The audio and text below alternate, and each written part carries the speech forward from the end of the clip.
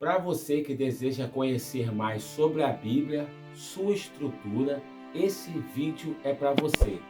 Este vídeo vai te mostrar uma visão panorâmica das Escrituras, falando sobre os livros que a compõem, sua inspiração, tradução e muito mais. Vem comigo mergulhar no profundo das Escrituras Sagradas.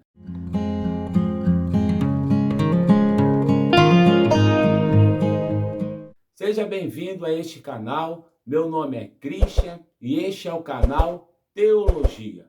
Vamos começar com o conceito do nome Bíblia. O termo Bíblia vem do grego que significa os livros ou pequenos livros. Ele designa a coleção de escritos sagrados no judaísmo e no cristianismo. A Bíblia é composta por dois grandes blocos: Antigo Testamento e Novo Testamento. O Antigo Testamento contém os textos sagrados dos hebreus, escrito em hebraico, com algumas partes em aramaico. Já o Novo Testamento é o conjunto dos escritos cristãos do primeiro século depois de Cristo, ou seja, os primeiros 100 anos depois de Cristo. Esses escritos foram escritos no grego koiné, que inclui os evangelhos, as epístolas, Atos dos Apóstolos e o Apocalipse. A Bíblia, ela é a revelação divina e a infalível palavra de Deus, na forma escrita, sendo um dos textos mais influentes da história da humanidade. Vamos falar do cânon. O cânon bíblico refere-se à lista dos livros considerados consagrados e inspirados por Deus. O cânon hebraico do Antigo Testamento possui 24 livros, enquanto que o cânon cristão, 66, 39 no Antigo Testamento e 27 no Novo Testamento. O processo de formação do cânon envolveu séculos de discussão entre líderes religiosos, com critérios como a autoria apostólica para o Novo Testamento e o uso litúrgico dos textos.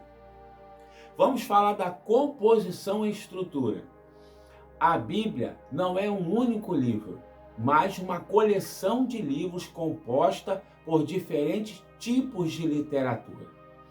Por exemplo, o Antigo Testamento, ele pode ser dividido estrategicamente em os livros da lei, os livros históricos, os livros poéticos e os livros proféticos, composto por profetas maiores e profetas menores. O livro da lei contém 5 livros, vai de Gênesis a Deuteronômio. Você pode depois, com calma, pausar e ir conferindo cada livro se você quiser. Os livros históricos compõem 12 livros, que vai de Josué a Esther. Os livros poéticos, ou chamados também sapienciais, que são os livros de sabedoria, contêm 5, que vai de Jó até Cantares.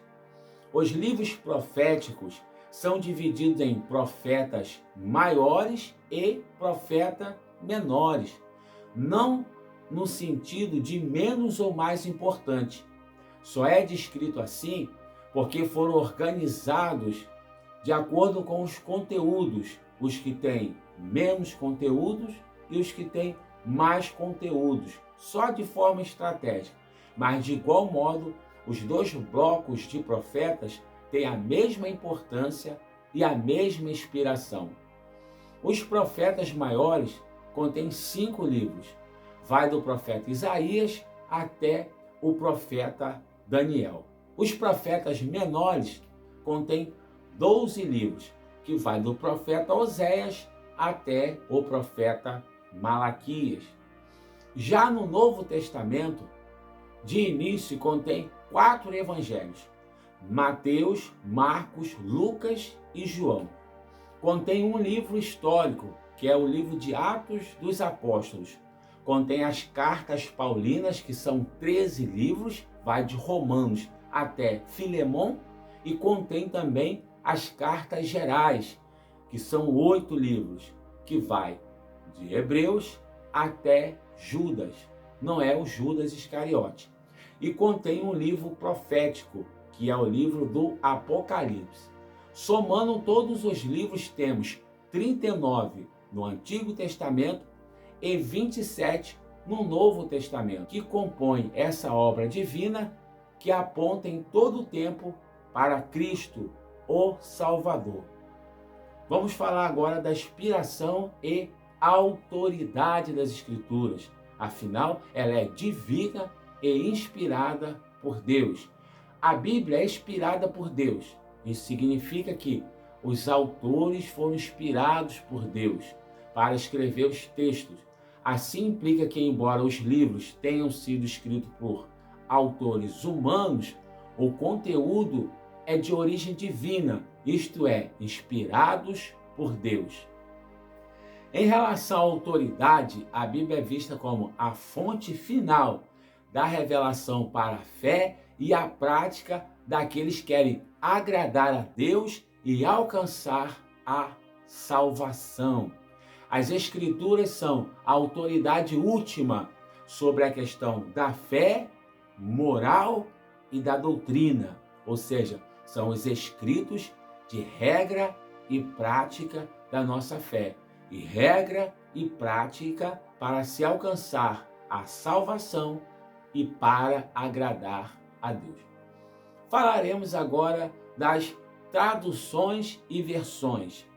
A Bíblia foi traduzida para centenas de idiomas, com as traduções mais significativas sendo a Septuaginta, uma tradição grega usada amplamente no mundo helenístico, e a Vulgata, tradução latina realizada por Jerônimo no século IV. Versões modernas da Bíblia incluem King James, a Nova Versão Internacional e a Almeida, cada uma com a sua abordagem e tradução e interpretação do texto original.